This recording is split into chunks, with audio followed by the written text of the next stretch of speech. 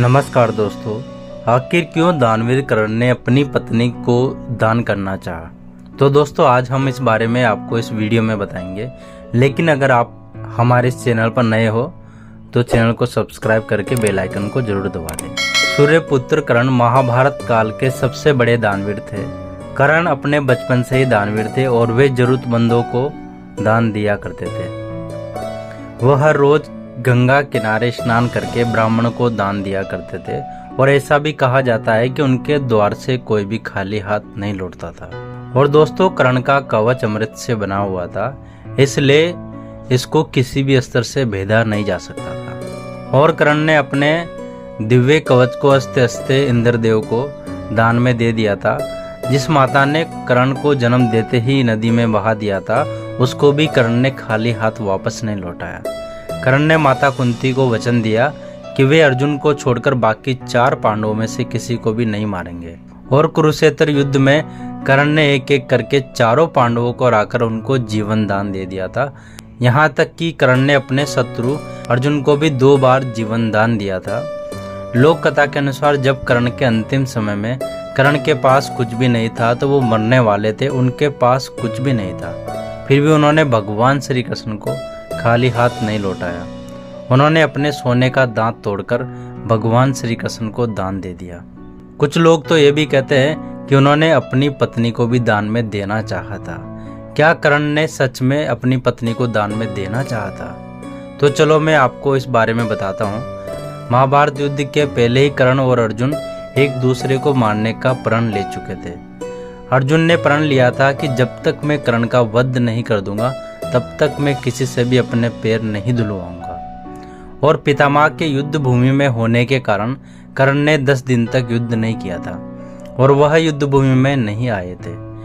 युद्ध के 11वें दिन महारथी कर्ण युद्ध क्षेत्र में उतरे थे। कर्ण कुरुक्षेत्र में युद्ध करने के लिए हमेशा अर्जुन को ढूंढते रहते थे, लेकिन भगवान श्री कृष्ण ने हमेशा ही अर्जुन को कर्ण से दूर रखा, क्योंकि कर्ण के पास देवराज इंद्र की अमोघ शक्ति थी, जिसके इस्तेमाल से कर्ण अर्जुन का वध करना चाहते थे। देवराज इंद्र की अमोघ शक्ति एक अचूक अस्त्र था। अगर कर्ण इस शक्ति को अर्जुन के ऊपर चला देते तो अर्जुन इससे बच नहीं पाते। कुरुक्षेत्र में जब कर्ण अर्जुन को ढूंढ नहीं पाए तो वह सैनिकों से कहने लगे कि जो कोई भी अर्जुन और कृष्ण का पता बताएगा, मैं उसे सोना चांदी, हजारों घोड़े, हाथी, अपना सारा धन, स्त्री और अपना पुत्र दान में दे दूंगा। यह बात सुनकर कुछ लोग उनके ऊपर आरोप लगाते हैं कि वह अपनी पत्नी और अपने पुत्र से बिल्कुल प्रेम नहीं करते थे, इसलिए उन्होंने पांडवों के साधारण सैनिकों को अपनी पत्नी को दान में देना चाहा था। तो इस आरोप में कितनी सच्चाई है, तो चलो मैं आपको इसके बारे में बताता हूँ। महाभारत में भगवान श्री कृष्ण ने अर्जुन से कहा, हे पार्थ, तुम मुझे सबसे प्रिय हो, मैं तुम्हें अपना स्त्री पुत्र सब कुछ दे सकता हूँ। दोस्तों पौराणिक काल में राजा हरिश्चंद्र को सबसे बड़े दानवीर माना जाता है।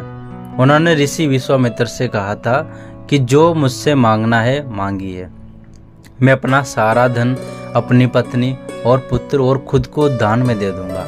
राजा हरिश्चंद्र और कर्ण ने अपनी अपनी पत्नी को दान में देने के बारे में कहा है, तो इसका मतलब ये नहीं कि वो सच है, कि वो सच में अपनी पत्नी और सब कुछ दान में देने की बात कर रहे हैं।